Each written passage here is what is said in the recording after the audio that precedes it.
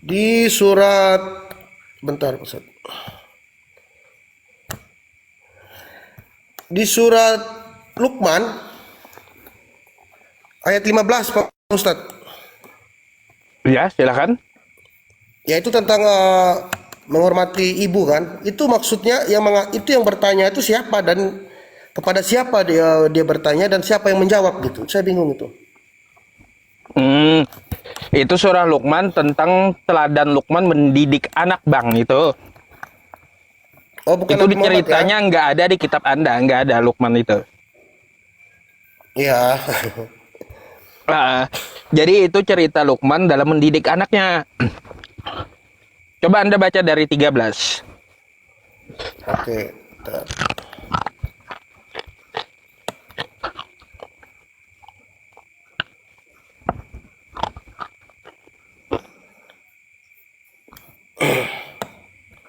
Oh iya iya iya, sip sip sip.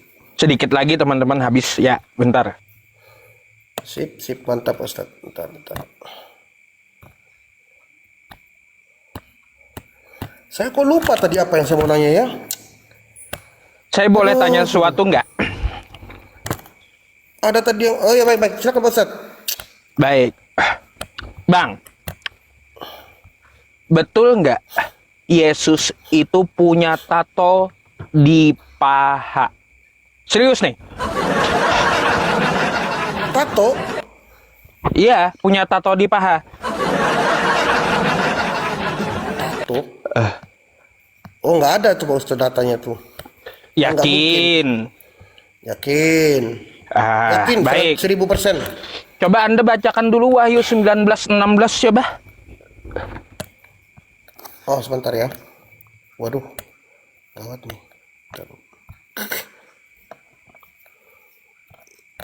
Wahyu 19 berapa Pak Ustaz? 16.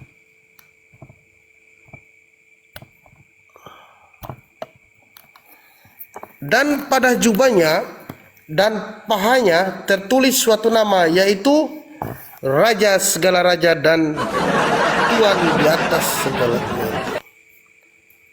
Dan pada jubahnya. Oke, tulisan di paha itu pakai apa nulisnya? Tunggu Pak Ustaz, saya lihat perikopnya dulu. Ini bukan tentang mana Allah, mana.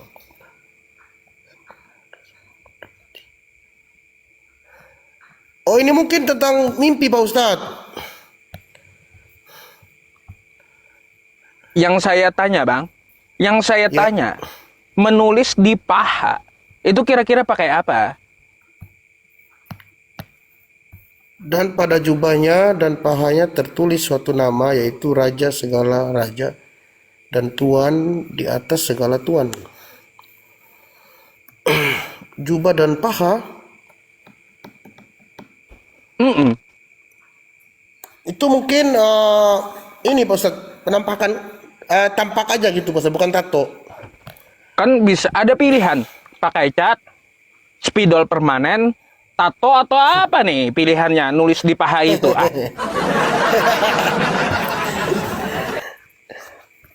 Aneh juga ya, saya baru baca nih, baru tahu nih Pak Ustadz. Tapi ini kayaknya bukan. Tapi kalau raja, yang digelar raja segala raja ya siapa lagi kan?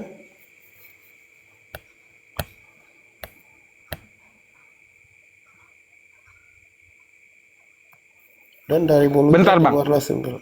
Ya ya, gak apa-apa Ustaz. Bukan tato tuh Ustaz. Kemungkinan besar itu ini kali ya.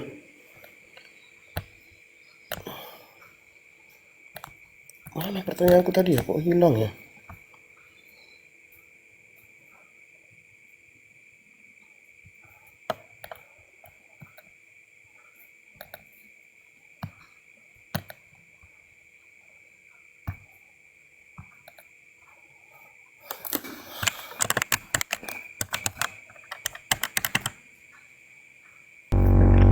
Masya Allah, pedas.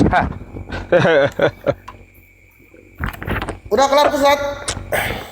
Ya, beres. Coba Ya, saya mau minum tanya dulu. lagi. Yang tertulis Raja segala raja di paha itu pakai apa gitu loh? Ya, ya. Raja segala raja apa ya? Nanti saya pelajari dulu Pak Ustadz. Orang kalau nulis di kulit pakai apa, Bang? Ayo, ayo. Ya pastinya Pakai cat nulis di kulit nggak mungkin lah. ya tato sih kalau ini mah. Nggak mungkin pakai cat, pakai spidol snowman. Buat papan tulis, bukan buat kulit.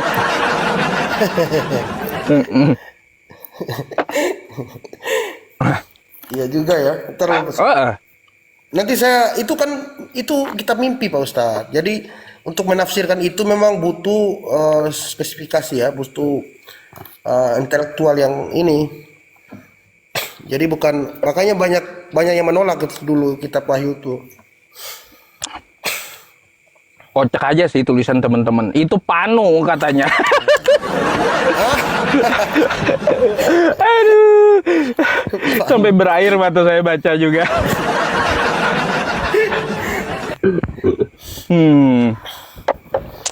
Oke. Satu lagi boleh? Ustadz, Ya, gimana? nggak gantian dulu Pak Ustadz, boleh nggak? Baik, silakan. Ya, saya mau tanya tentang surat Maryam 88, surat An-Nisa 88 Pak Ustadz. Oke. Sang Kadi. Jangan macam-macam tulisannya Sang Kadi pula.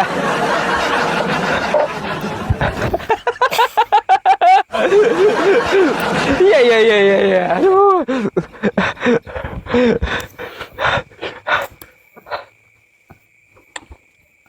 Silakan. Ya. Nanti ada pertanyaan saya yang agak ini sedikit Ustadz, tapi ini apa-apa ya, saya tanya dulu ini ya. Si An-Nisa 88 Pak Ustadz ya. Oke, saya bacakan dulu nanti baru ini. Pertanyaannya ya. Maka mengapa kamu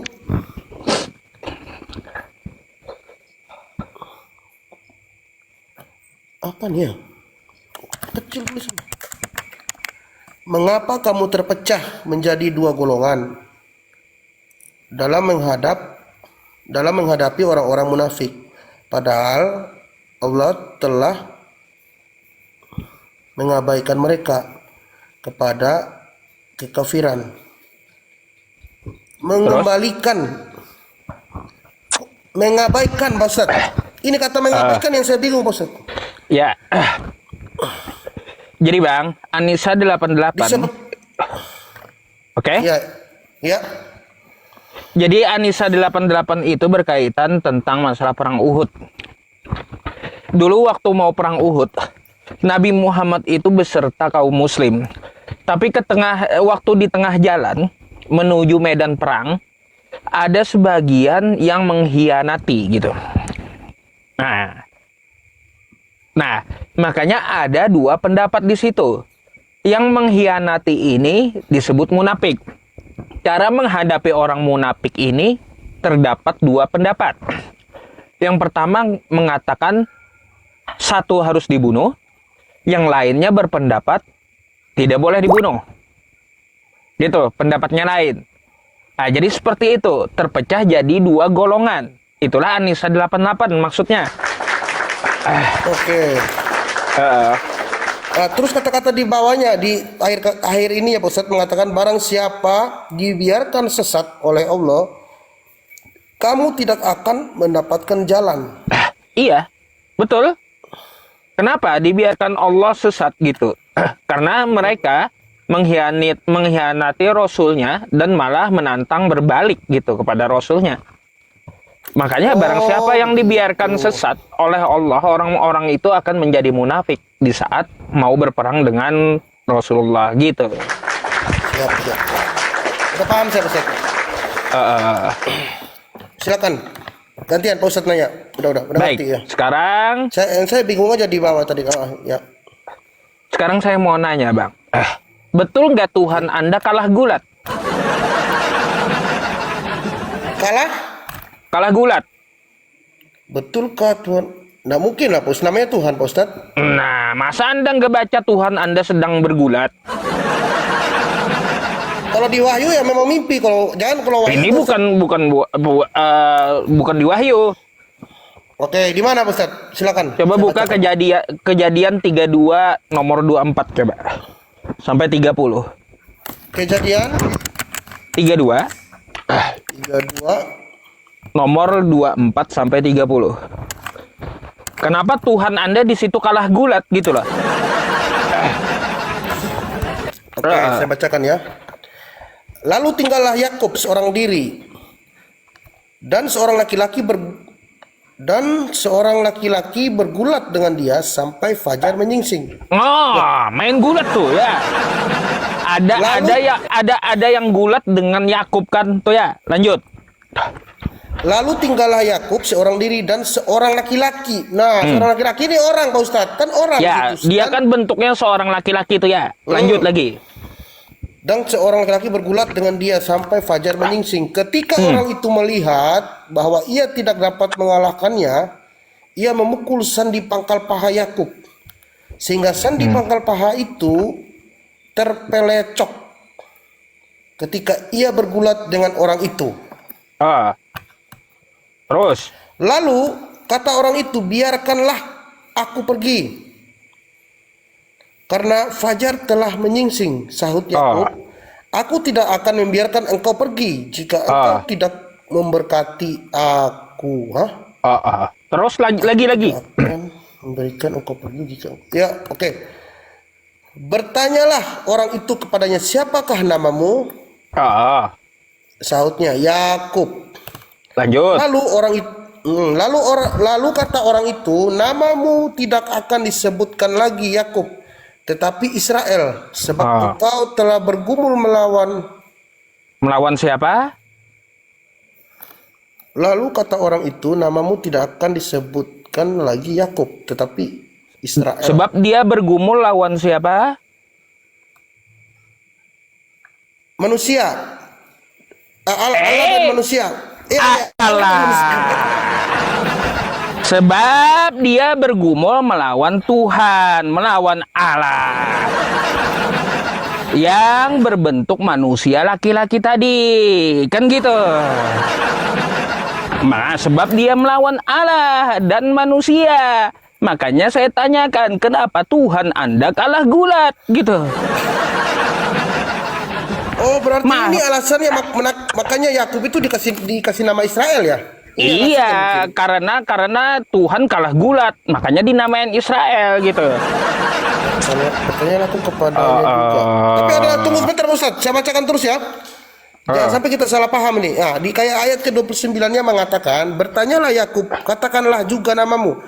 Tetapi sahutnya, mengapa engkau menanyakan namaku? Lalu diberkatinya Yakub di situ. Nah, di sini kan dia tidak menjawab namanya, Pak Ustadz.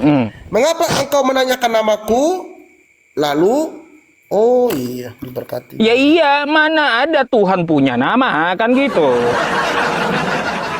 Ngapain Tuhan, kan namanya harus siapa gitu. Karena dia sedang melawan Tuhan Yakub itu. Tapi sayangnya Tuhan Anda kalah, kepelecok katanya. Gitu bang, itulah asal muasal dinamakan Israel, pemberian Tuhan. Karena Tuhan bergumul dengan Yakub. Kalau Tuhan Anda, Tuhan Kristen, kalah gulat dengan Yakub, makanya Tuhan Kristen menamai bahwa Yakub itu dinamakan Israel gitu. Pertanyaannya, kenapa Tuhan sampai kalah gulat? Ini Tuhan apa gitu? Tapi tunggu Pak Ustadz ya. Judul perikopnya kan memang pergumulan Yakub dengan, oh iya, ini pergumulan dalam arti bukan berkelahi Pak Ustadz mungkin. Loh, itu dia terpelecok, pahanya dipukul. Bukan pergumulan dalam hati, tapi pergumulan main gulat. Di situ kan dikatakan bergulat sampai pagi dia. Baca gitu, baca tekstualnya. Dia gulat sampai pagi, sampai fajar menyingsing. Makanya kan Tuhan pukul paha Yakub, kepelecok itu Tuhan, gitu.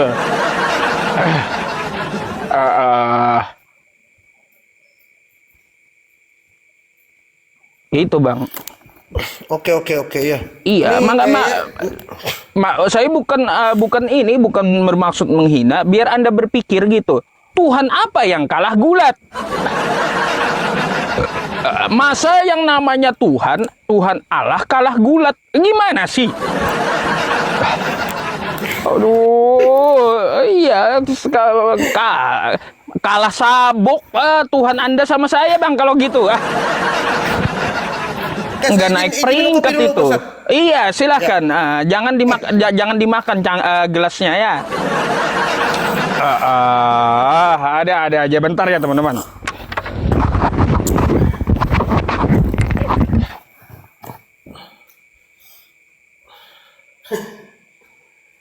Aduh.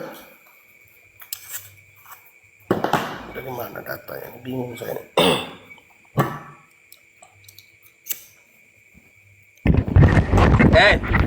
Teman-teman, apa Tuhan kalah gulat coba? Hah? Kenapa Tuhan kalah gulat? Apa ceritanya?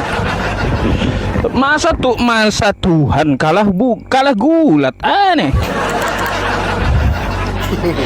Saya heran juga, Bang, itu Tuhan sama Yakub itu memperebutkan kejuaraan apa gitu loh. Sampai mereka bergulat sampai pagi kayak gitu. Ketawa sendiri dia mikir. Itu nanti saya coba saya tanyakan mungkin yang lebih ini Pak Ustaz. Lebih saya pelajari lebih ini lagi nanti, gampang. Jangan Bang KTP dulu wasitnya itu, teman-teman. Iya, pusing. Tapi nggak apa-apa, saya bertanya seperti itu hanya untuk Anda berpikir gitu. Masa iya kan kayak gitu. Lanjut, Ya. silakan. Oke, saya ingin bertanya Pak Ustaz di Ali Imran ayat ke-7 Pak Ustaz. Oke. Tadi malam ditanyakan juga itu. Belum ya? Pernah nanyakan 7-8. Ya, silakan Pak Ustaz. Ada apa di situ maksudnya? Yang di ayat ke-8-nya aja ini saya bingung juga nih Pak, termasuk Pak Ustaz. Kan di sini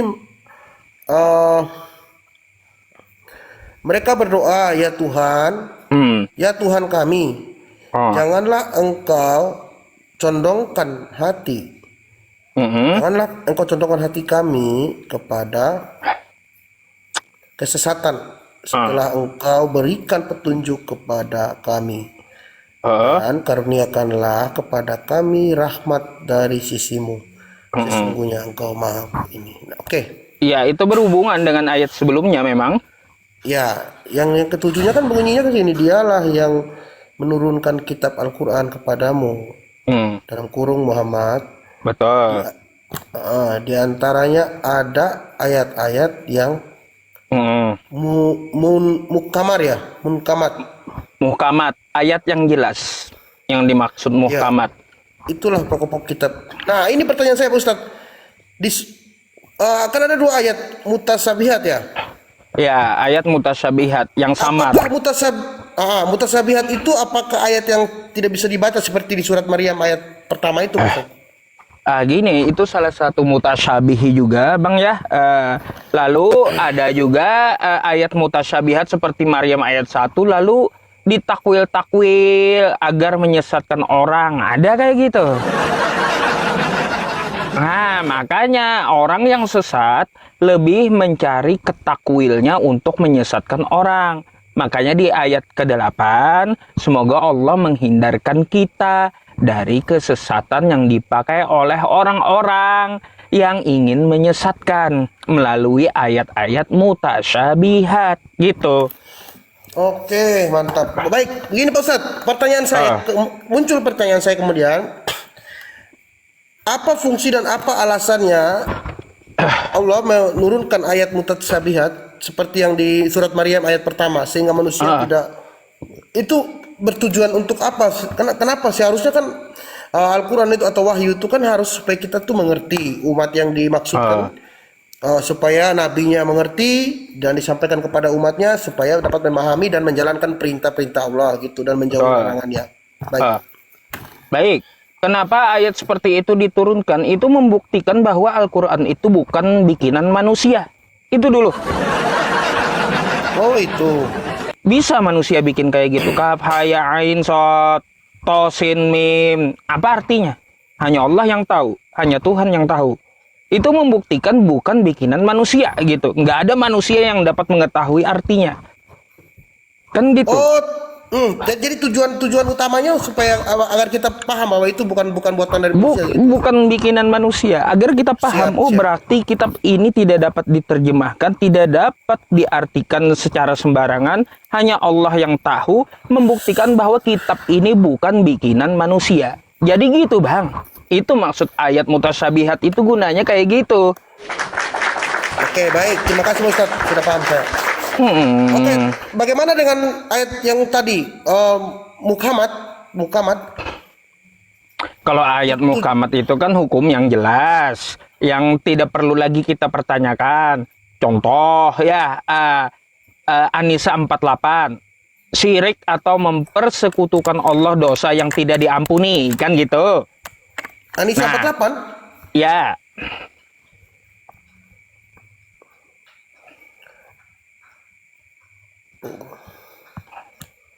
An-Nisa 48. Sebentar Ustaz. itu kan ayat yang jelas tuh. Ya, sesungguhnya Allah tidak akan oh iya ya. Oke. Nah, itu kan ayatnya jelas, nggak perlu lagi kita pertanyakan atau cari-cari takwilnya. Syiriknya yang bentuknya kayak gimana, sedikit atau banyak, nggak perlu lagi. Ya. Udah Gitu. paham gitu kan? Ya. Kalau udah syirik nggak diampuni gitu, nggak perlu kita pertanyakan takaran syiriknya banyak atau kagak, nyembah apa yang kategori syirik, nggak perlu lagi, mau nyembah apapun syirik gitu itu. Paham. Ya. Jadi gitu Bang, yang dimaksud ayat muhkamat. Oke, baik. Pertanyaan. Oh, saya terus bertanya ya. Silakan gantian Bos. Aduh, Tuhan kalah gulat Bang. Iya, Tuhan kalah gulat. Aduh, Saya- Iya, saya masalahnya gini ya, nggak habis pikir saya Tuhan kalah gulat gitu loh. Ini udah ngeri-ngeri gitu ya, pakai jubah kebesaran, tertulis di jubah raja segala raja. Oh, di paha juga ada tatonya, raja segala raja. Pas gulat kalah. Masya Allah.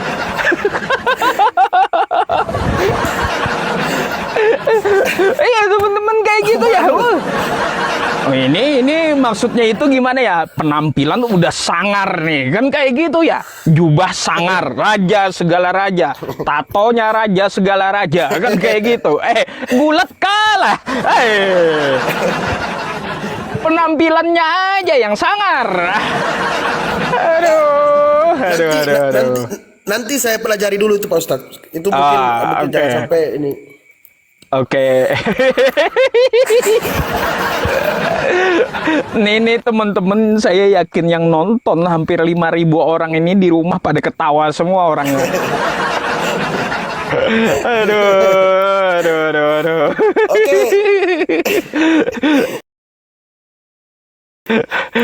Gimana? Ya, saya bertanya lagi Pak Ustadz. Boleh. Oke. Ya, ini begini Pak Ustadz. Saya kan mana bukunya? Sebentar. Saya mau nanya tentang ada yang saya baca tentang kalau apakah Pak Ustadz percaya setelah kematian, apakah di Muslim itu, kalau di Kristen kan, di Katolik kan, kalau setelah kematian kan ada kebangkitan badan, kehidupan yang kekal. Gitu. Terus? Apakah badan kita ini yang kalau kita bangkit setelah mati itu, apakah badan yang ini juga yang dibangkitkan kalau di Islam, atau kalau kami kan akan setelah bangkit dimasukin di api pencucian, kemudian setelah api pencucian kita mendapat tubuh yang baru, yaitu tubuh roh, tubuh yang mulia gitu. Kalau di Islam gimana Pak Ustaz? Oke, di Islam macam-macam Bang, macam-macam. Cara Allah membangkitkan itu macam-macam. Bisa dengan tubuh dunia kita, ya. Bisa juga dengan bentuk yang tidak kita ketahui gitu. Ada hadis ya, ada hadis dan terus ada Yang ayat. tekstual itu Ustaz. Yang tekstual Ya. itu maksudnya. Mohon maaf ya. Jadi kita dari nenek moyang kita ya, terus juga dari zaman dulu sampai kiamat nanti itu akan dibangkitkan. Cuma cara membangkitkannya dalam bentuk yang tidak kita ketahui. Ada bentuknya yang seperti ya kepalanya babi karena dosanya, atau bentuknya bentuk seperti sekarang karena dia adalah orang yang berilmu. Jadi seperti itu, cara Allah membangkitkan itu beda-beda gitu. Banyak macam, banyak rupa, tergantung dari perbuatan manusia itu sendiri. Nah, jadi kalau tertulisnya wa yaquluna aidza mitna wa kunna turaban wa 'idhaman a inna lamab'utsun. Quran surah Al-Waqiah. Jadi kayak gitu, Bang. Oke. Al-Waqiah ya. Baik, makasih Pak Ustaz. Ah, jadi timbul pertanyaan saya. Karena kan sesuai dengan yang Pak Ustaz bilang di surat Maryam kan 17 apa 71 itu Ustaz yang 17. mengatakan harus ke neraka dulu kan. Oh, ke neraka 71. 71. Heeh. Nah, kalau di kami kan di api pencucian. Maksudnya dibersihkan dulu tubuh kita nih, tubuh yang ini juga yang bangkit kalau di kami. Tubuh yang ini juga yang bangkit gitu. Terus? Itu perbedaannya berarti ya. Jadi seandainya kita, pertanyaan saya, seandainya kita mati, misalnya contoh ya, kita di dalam pesawat, otomatis kan kalau pesawat itu kalau jatuh, entah di air, entah di darat kan meledak, hancur. Nah, tubuh kita kan hancur Pak Ustadz. Terus? Ya kan tidak dikuburkan secara utuh. Maksudnya kepalanya di mana, kaki di mana, kan nggak bisa lagi sudah terurai kan, nggak bisa lagi disatukan gitu. Itu bagaimana cara kebangkitannya Pak Ustadz? Waduh, mudah bagi Allah mengembalikannya seperti semula, Bang. Gitu.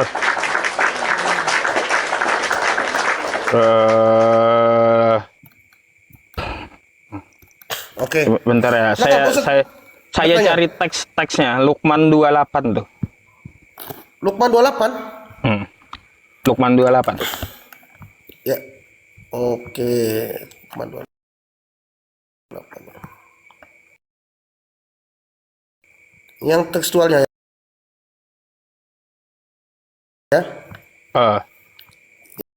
Itu tentang kebangkitan kan Ustaz? Iya, gampang Allah membangkitkan tercerai-berai dimanapun tubuhnya, mengembalikan ke asal, mudah. Iya. Nah, gitu.